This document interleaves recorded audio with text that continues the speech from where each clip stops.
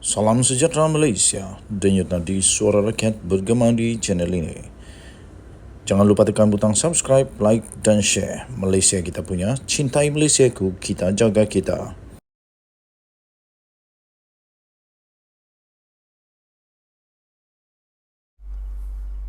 Salam sejahtera Malaysia, denyut nadi suara rakyat bergema di channel ini. Ini berita betul. Ini berita betul. Sanusi akhirnya dalam keadaan masalah lagi. Sudah ditangkap, didakwa dengan 2 pertuduhan menghasut. Hasutan pertama berkaitan dengan Sultan Selangor. Hasutan kedua, hasutan kedua yang Sanusi tetap kena juga ialah dia melibatkan Pulau Agong. Kedua-duanya terjadi kerana mulut celupar si Sanusi. Apa boleh buat? Itulah kawan saya bilang, rezeki jangan ditolak, musuh jangan dicari. Sanusi lebih baik bertobatlah. Janganlah celupar sangat. Okey.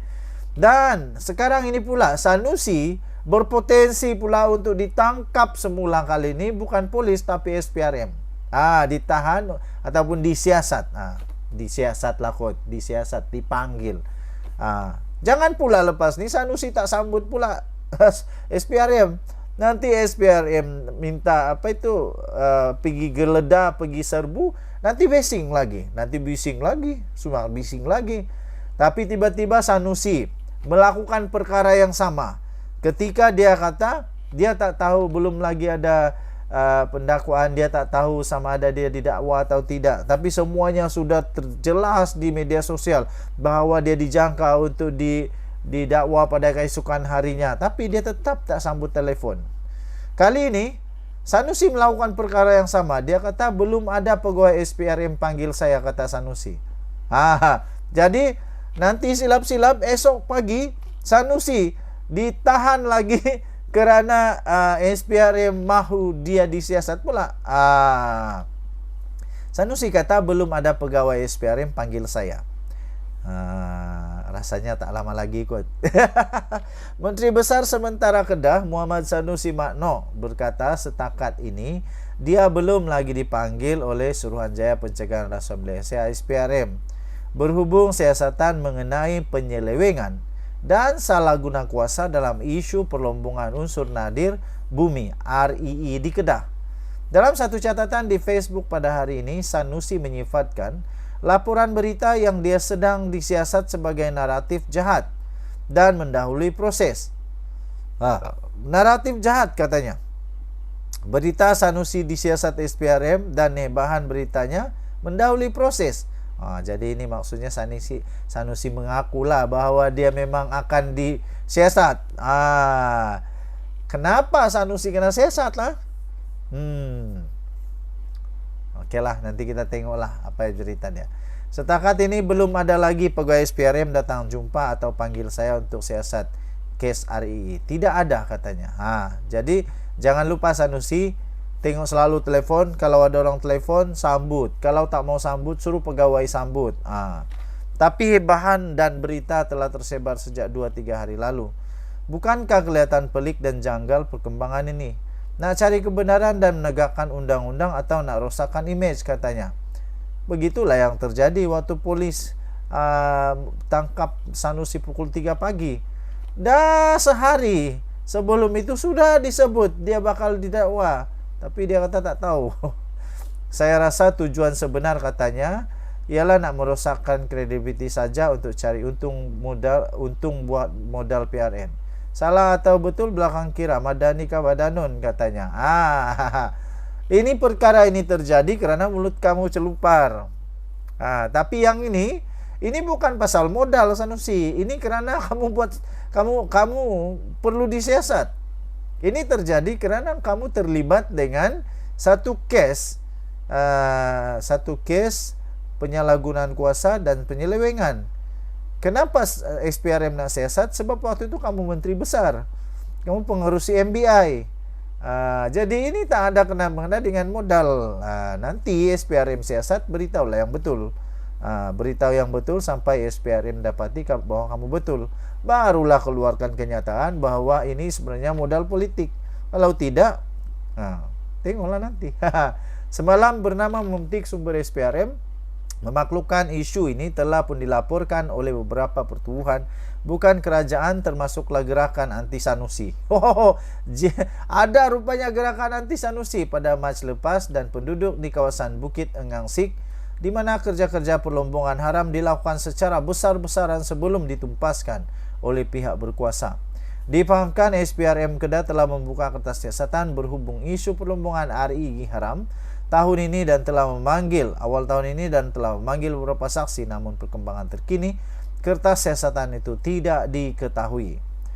Bagaimanapun, timbalan Ketua Pesuruhjaya Operasi SPRM Ahmad Kusari Yahya mengesahkan beberapa kertas siasatan telah pun dibuka di bawah Seksyen 17-E dan Seksyen 23 Akta Suruhanjaya Pencegahan Rasuah Malaysia 2009. Okey, tuan-tuan dan puan-puan yang dihormati sekalian, pada Sabtu yang lalu, Menteri Dalam Negeri Saifuddin Nasution Ismail mendakwa Sanusi didenda RM500,000 tahun lepas berhubung kes kecurian RII di Kampung Chong di Sik Kedah.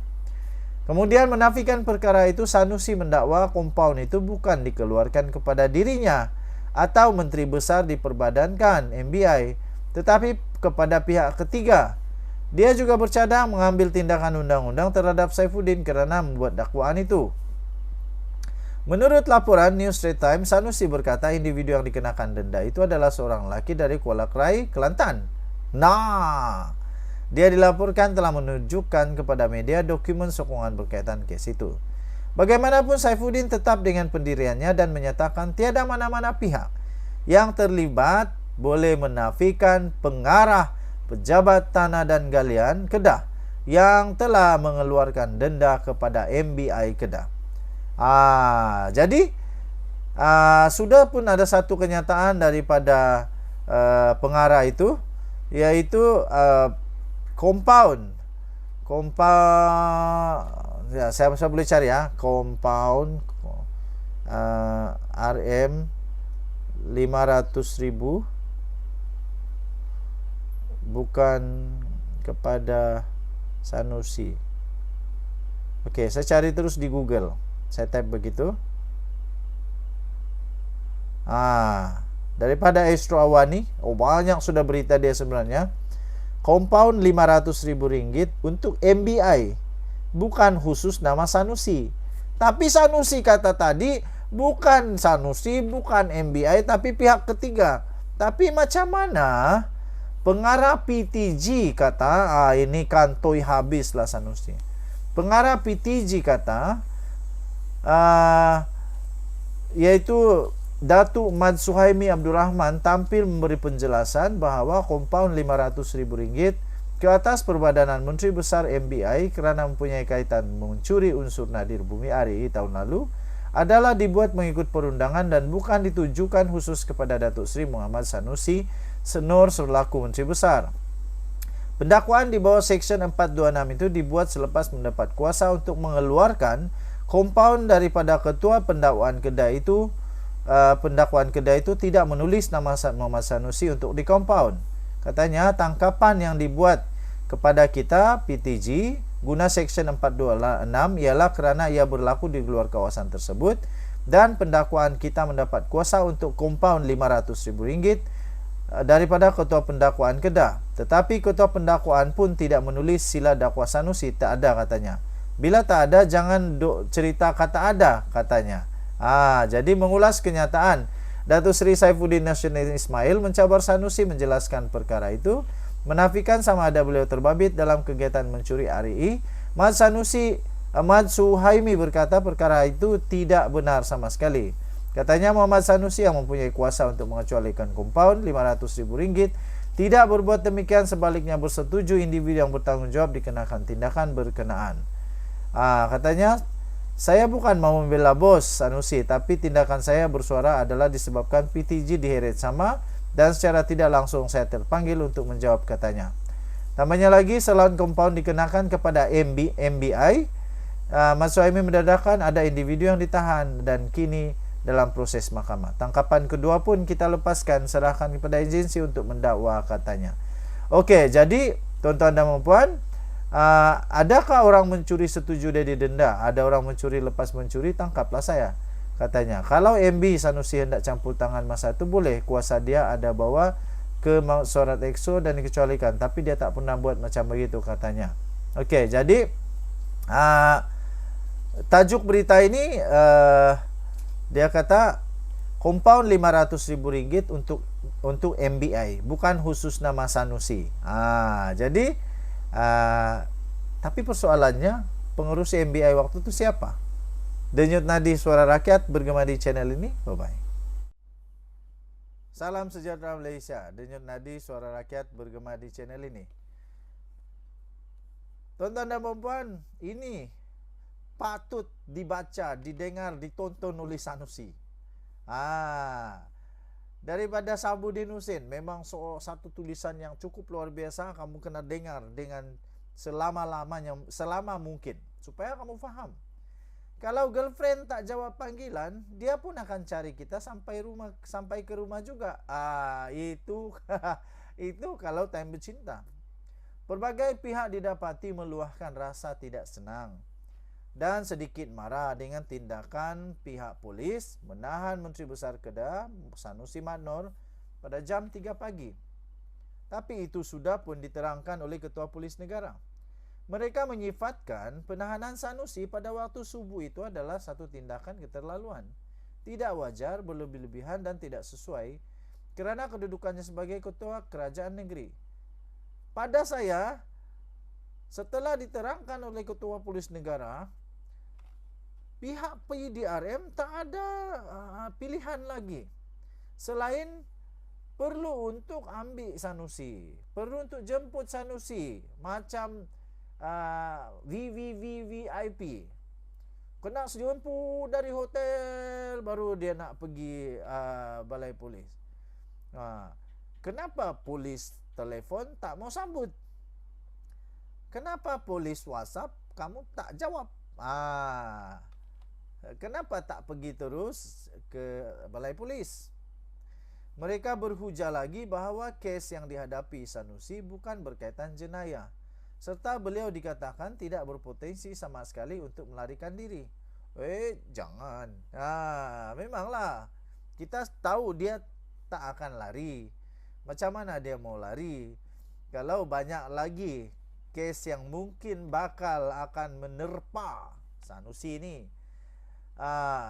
Sanusi ditahan sekumpulan polis di sebuah hotel di Mont Kiara semalam untuk dibawa ke IPD Gombak, sebelum diiringi untuk ke Mahkamah Magistrate Selayang pada jam 9 pagi bagi menghadapi 2 pertuduhan di bawah akta hasutan.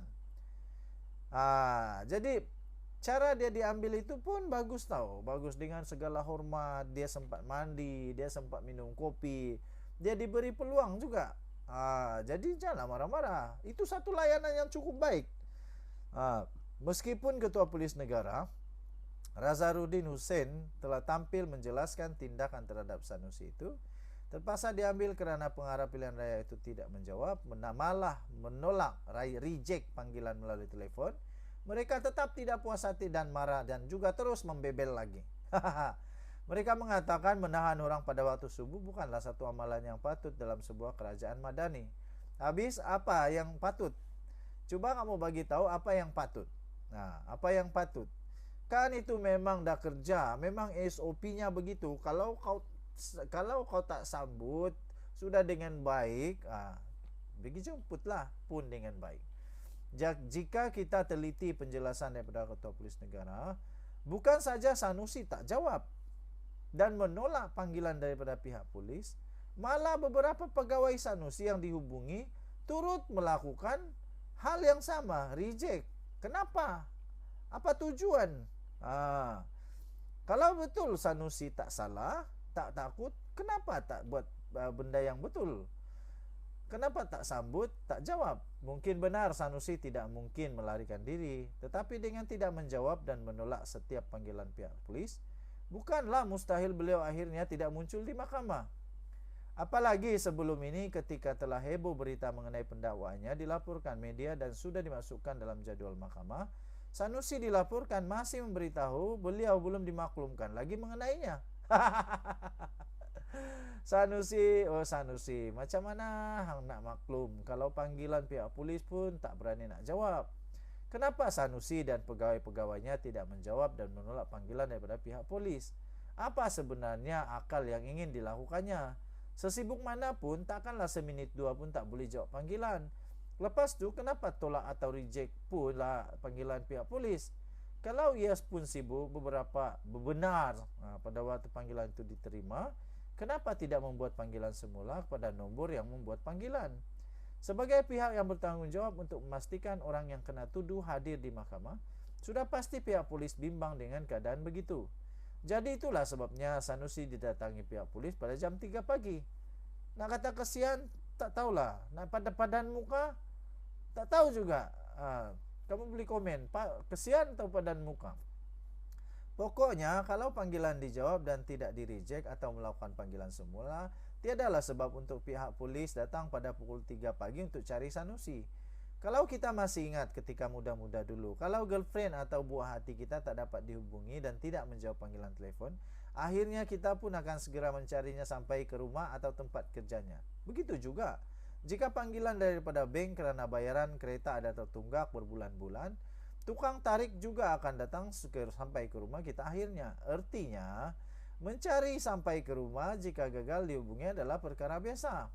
Makanya Sanusi, lain kali jawablah panggilan telefon. Lebih-lebih lagi bagi yang bermulut celupar, terutama terhadap raja-raja, serta sedar setelah banyak laporan polis dibuat terhadap dia. Atau lagi muda, jadilah orang baik-baik. Janganlah jadi celupar. Jadi Sanusi, saya fikir pihak polis sudah buat yang terbaik. Sudah cukup untuk sebaik mungkin membuat kita cakap sebagai toleransi. Itu pun dah cukup baik. Tak keluarkan waran tangkap kah, tak keluarkan ataupun tak ditangkap Sanusi dengan cara yang kasar, tidak. Tapi Sanusi sendiri cakap dia tetap dilayan dengan baik, diberikan peluang untuk mandi, minum kopi dulu. Barulah dia perlahan-lahan pergi ke ibu pejabat polis. Itu bagus kan? Tapi masalah ini timbul sebab masalah ini bukan timbul daripada polis sebenarnya. Masalah ini timbul daripada Sanusi sendiri. Sanusi sendiri timbulkan masalah sehingga mau tidak mau pihak polis terpaksa lakukan itu. Yaitu Sanusi tak sambut telefon, tak jawab. Malah pegawai-pegawai dia pun tak buat benda yang betul juga. Kenapa? Kalau Sanusi takut sangat dengan polis, takkanlah pegawai dia pun takut juga. Apa kena mengena? Diorang bukan kena tangkap pun. Sekurang-kurangnya boleh sambut dan beritahu, okey nanti kami inform. Nanti kami inform kepada Sanusi. Begitulah. Jadi tuan-tuan dan puan-puan yang dihormati sekalian, jangan putar belit cerita sampai nampak seolah-olah penguatkuasaan polis pula yang masalah. Ini bukan polis punya masalah, jeng. Okey. Denyut Nadi Suara Rakyat bergema di channel ini. Jangan lupa tekan butang subscribe, like dan share. Malaysia kita punya, cinta Malaysia, kita jaga kita. Bye-bye. Salam sejahtera Malaysia. Denyut Nadi Suara Rakyat bergema di channel ini. Nampaknya tuan-tuan dan puan-puan, di dalam Perikatan Nasional sendiri sekarang ini ada satu pergolakan tsunami luar biasa dan kehancuran boleh berlaku dengan tsunami yang begini. Apa tidaknya parti komponen di dalam Perikatan Nasional sendiri tak puas hati. Tak puas hati dengan parti komponen yang lain yang ada dalam parti itu sendiri. Saya fikir ini perlu untuk diselesaikan menjelang PRN ini. Ini boleh menyebabkan Perikatan Nasional kalah teruk. Cuma saja pada pendapat saya, kalau di dalam parti Perikatan Nasional sendiri susah untuk nak ada kesatuan, nak boleh dikawal, macam mana untuk kita percaya mereka boleh jadi kerajaan yang baik kalau jadi kerajaan sekali lagi Macam mana kita boleh terima mereka ini? Okey, kalau nak dekat-dekat pilihan raya, dah tak bengam.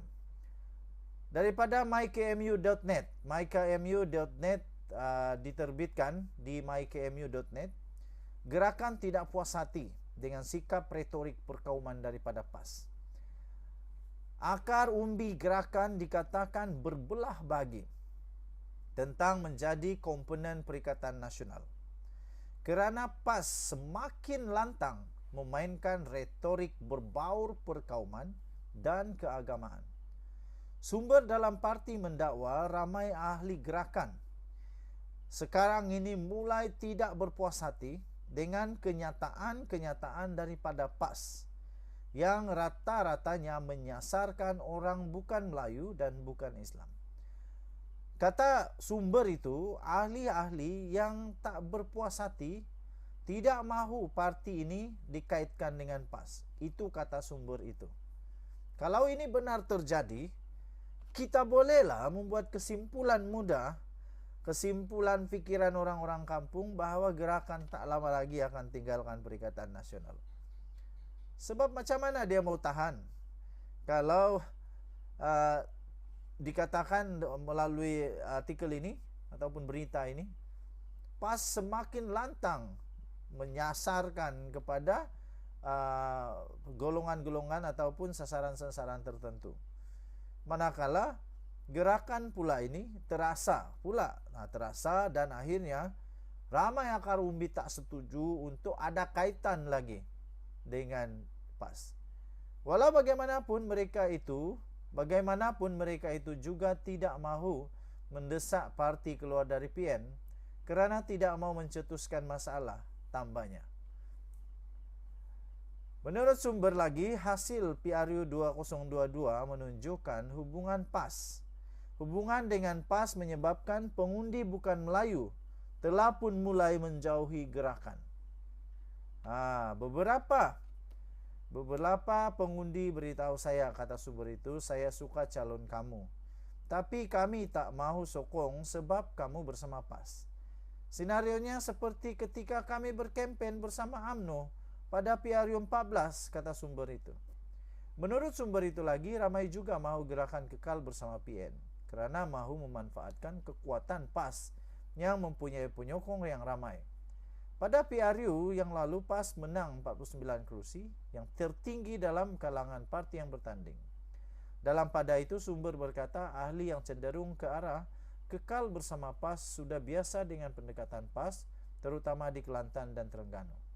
Gerakan di Kedah sudah suka bersama PAS kerana mereka akan menjadi kerajaan negeri sekiranya PN berjaya mempertahankan Kedah. Denyut Nadi, Suara Rakyat bergema di channel ini. Jangan lupa tekan butang subscribe, like dan share. Bye-bye.